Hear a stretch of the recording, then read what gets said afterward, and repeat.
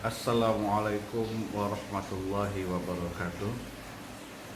Pemirsa sekalian, alhamdulillah kita kembali bertemu pada kesempatan kali ini yang kita khusus untuk membicarakan beberapa topik yang terkait dengan produk-produk yang ada di dalam perbankan Islam. Sebagaimana pembicaraan kita di pertemuan terdahulu, bahwa ada beberapa produk yang sudah kita jelaskan, seperti produk murabahah, mudharabah, kemudian bai'us salam, bai'ul istisna, dan pada kesempatan ini kita mencoba untuk berbicara satu lagi produk yang terkait dengan jual beli, yaitu yang disebut dengan produk ijarah. Ijarah di dalam perbankan Islam itu disebut, ada dua sebutan untuk ijarah ini. Yang pertama ijarah wa iqtina, yang kedua ada juga perbankan Islam menyebutnya dengan ijarah muntahiyah bitamlik. Jadi ada dua sebutan itu. Apakah berbeda? Tidak. Keduanya sama, hanya istilah saja yang membedakan. Yang ingin saya jelaskan pertama di sini adalah bahwa ijarah ini, baik itu ijarah wa iqtina atau ijarah muntahiyah bitamlik, adalah sebuah produk yang berbasiskan sewa beli, atau dalam bahasa ekonominya kita sebut, kita kenal dengan istilah leasing, sewa. Yang membedakan adalah ijarah muntahiyah bitamlik atau ijarah wa iqtina merupakan akad sewa di mana seseorang ingin memiliki sesuatu, namun karena keterbatasan modal, keterbatasan uang, dan lain sebagainya, sesuatu itu tidak bisa ia miliki pada saat itu. Nah, sehingga salah satu produk ketika ia refer kondisi itu kepada perbankan Islam, maka perbankan Islam menyediakan solusi kepada seseorang tersebut dalam bentuk produk ijarah. Jadi seorang yang membutuhkan tadi, dia menyewa barang yang ia perlukan itu, yang mana barang itu dimiliki oleh pihak bank. Nah, ini yang disebut dengan ijarah wa iktina. Namun wa iktina atau muntahiyah bitamlik artinya apa? Sewa yang ketika masa sewanya selesai, maka penyewa tadi memiliki benda yang ia sewa tadi.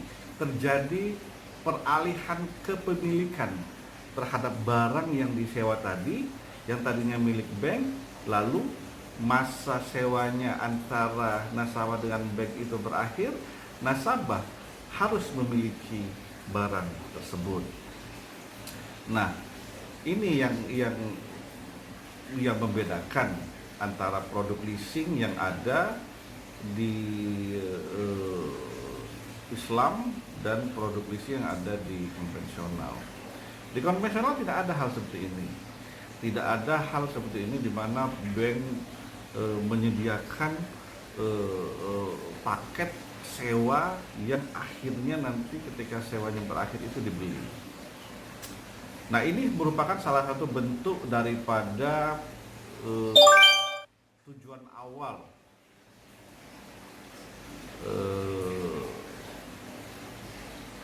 munculnya perbankan Islam, yaitu untuk membantu perekonomian masyarakat, salah satu bentuk bantuannya adalah dalam bentuk produk ini. Jadi saya misalnya membutuhkan traktor untuk usaha saya. Saya tidak mampu membeli traktor pada saat itu, tapi saya butuh. Oleh karenanya, saya pergi ke bank membeli traktor itu, lalu traktor yang udah dibeli oleh bank saya sewa kepada bank sampai pada masa akhir sewa, yang setiap bulan tentu saya bayar sewanya itu ditentukan oleh bank, sampai pada saat akhir daripada masa tempo sewa itu, saya membeli traktor yang tadi saya sewa dari bank itu. Nah, di konvensional tidak ada seperti itu. Di perbankan Islam yang ada ijarah wa iktina atau ijarah muntahiyah bintang tadi. Nah, jadi aplikasi di banknya demikian. Pada akhir masa sewa, penyewa membeli barang yang ia sewa dari bank tadi. Itu salah satu bentuk kemudahan yang diberikan oleh perbankan Islam kepada masyarakat yang ingin berusaha karena keterbatasan modal dan lain sebagainya, sehingga ia tidak bisa memiliki barang yang ia butuhkan untuk sifatnya produktif tadi. Sewa dibayar tiap bulan, estimasinya adalah diharapkan betul ketika sewa berlangsung, karena memang alat itu kita butuhkan untuk kemajuan bisnis kita akan semakin maju dan akhirnya kita memiliki modal atau memiliki kemampuan untuk membeli barang yang kita sewa tadi. Sewa beli, ya kalau dalam konvensional leasing. Itu pembahasan pertama kita. Yang kedua, kita akan membahas masalah jasa yang diberikan oleh perbankan Islam namun berbasiskan fee atau upah. Ini kalau dalam bahasa ekonominya kita sebut dengan fee based service. Fee based service. Dalam fee based service ada produk perbankan Islam yang disebut dengan hawalah. Ada yang menyebutnya dengan sebutan hawalah, ada yang menyebutnya dengan sebutan hiwalah, tapi lebih masyhur hawalah. Apa itu hawalah? Hawalah adalah jasa yang diberikan oleh bank kepada orang yang ada kaitan hutang piutang.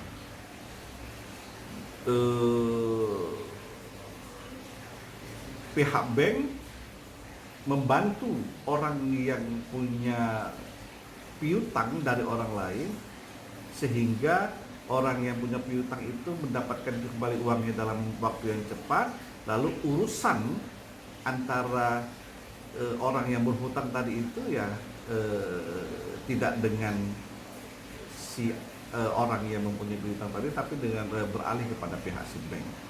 Jadi hawalah ini adalah perpindahan hutang piutang, jasa yang ditawarkan oleh perbankan Islam kepada orang yang terikat hutang piutang. Pihak bank di sini bisa meminta fee atas jasa tersebut, ya.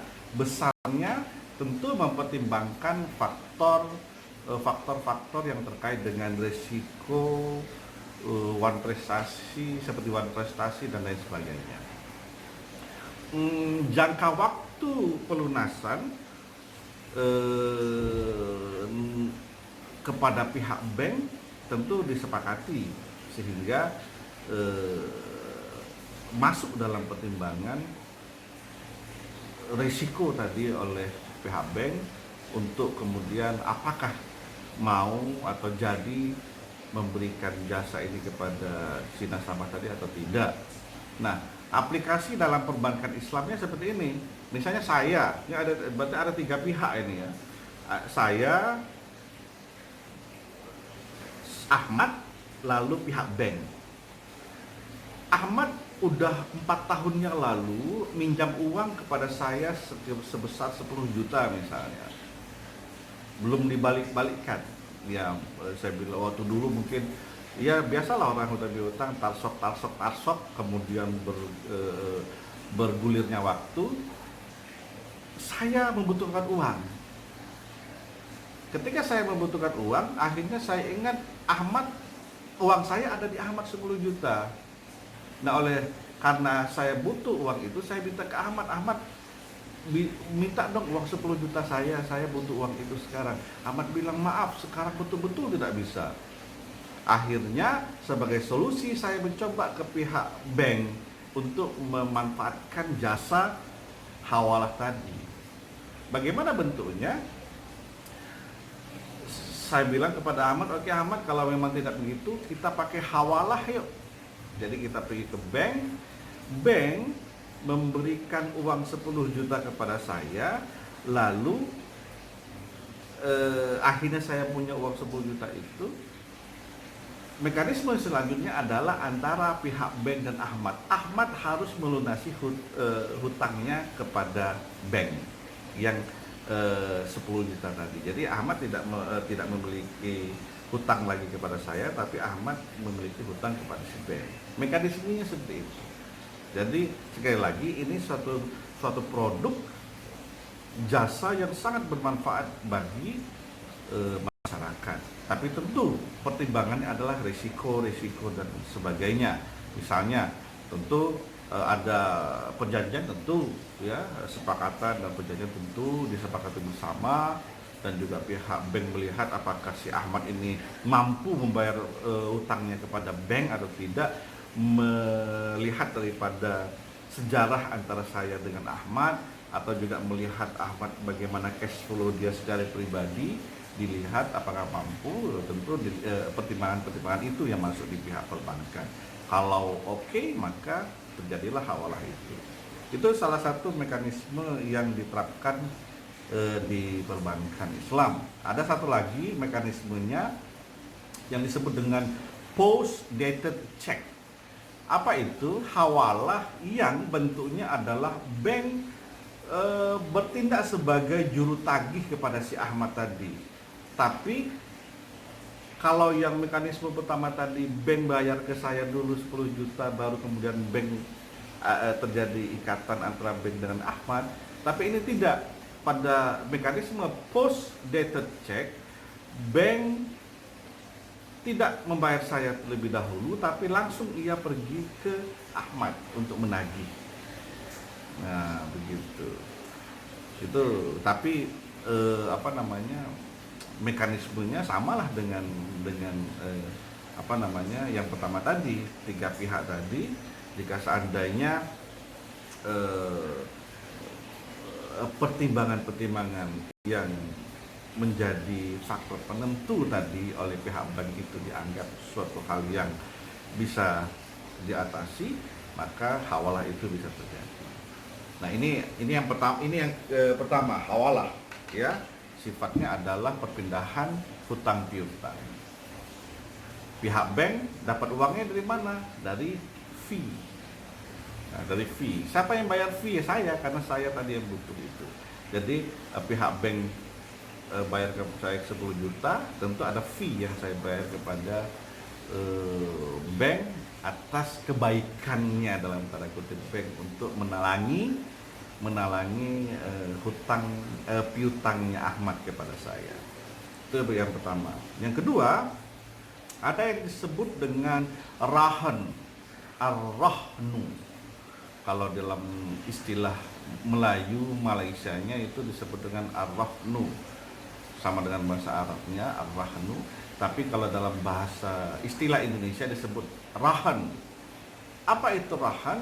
Rahan sama dengan praktek pegadaian di konvensional. Namun yang harus dicatat di sini adalah perbankan konvensional tidak boleh melakukan produk pegadaian.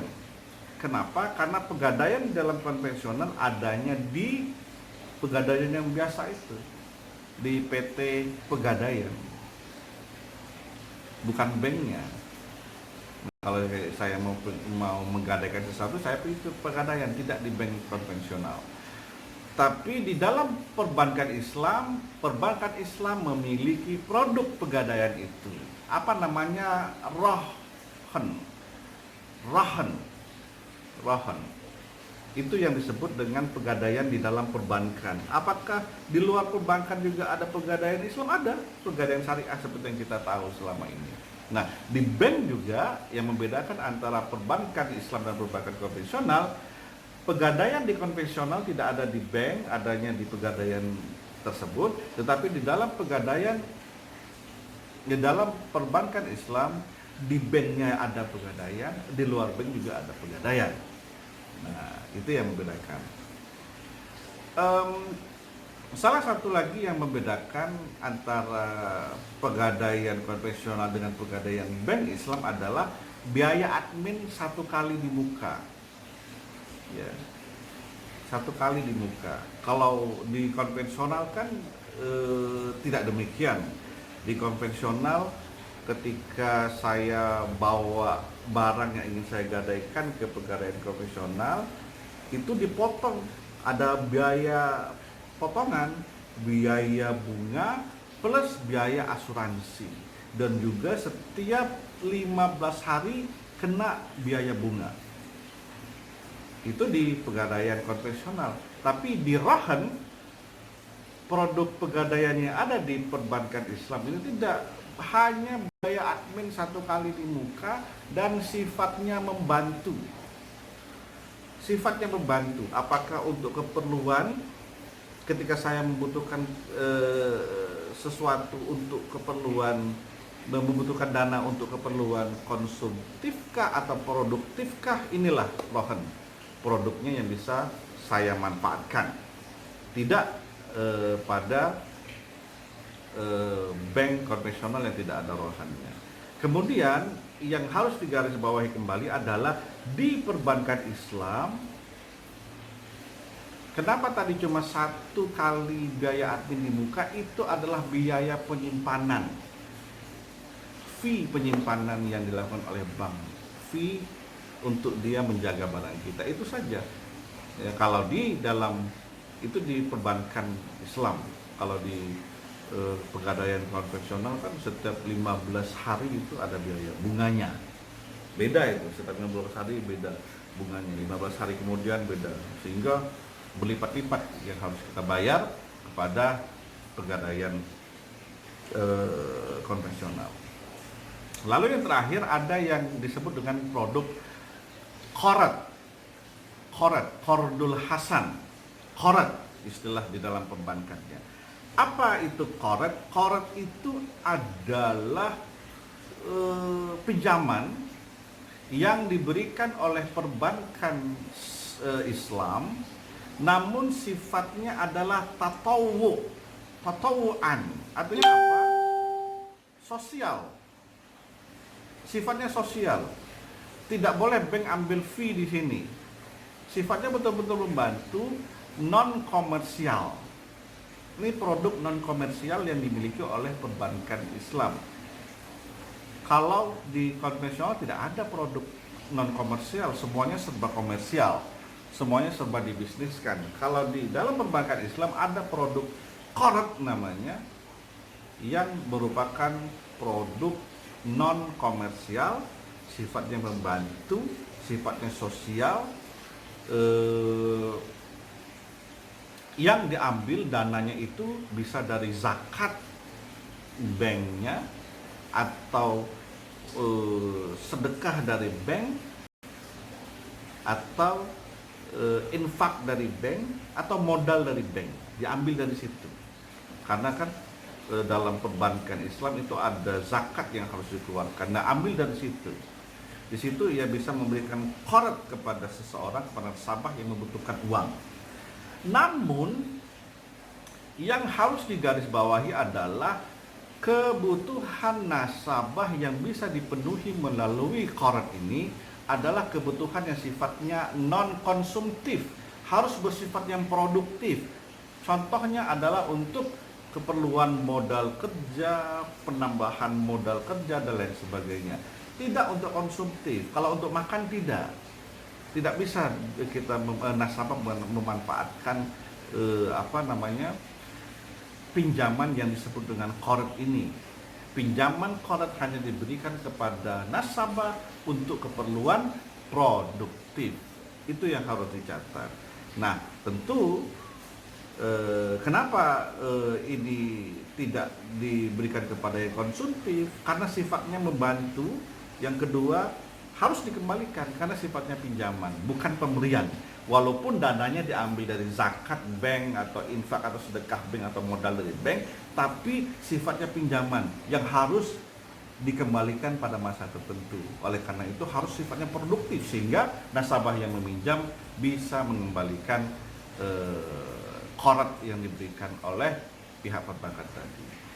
Demikian, semoga bisa dipahami dengan baik apa yang kita bahas. Dari yang pertama ijarah wa iqtina atau ijarah muntahiyah bitamlik, kemudian yang kedua kita membahas hawalah, yang ketiga kita membahas rohen atau pegadaian, dan yang keempat terakhir tadi kita membahas qard, pinjaman yang sifatnya sosial non konsumtif. Demikian, hanya kepada Allah kita berserah diri. Wallahu a'lam bishawab. Wassalamualaikum warahmatullahi wabarakatuh.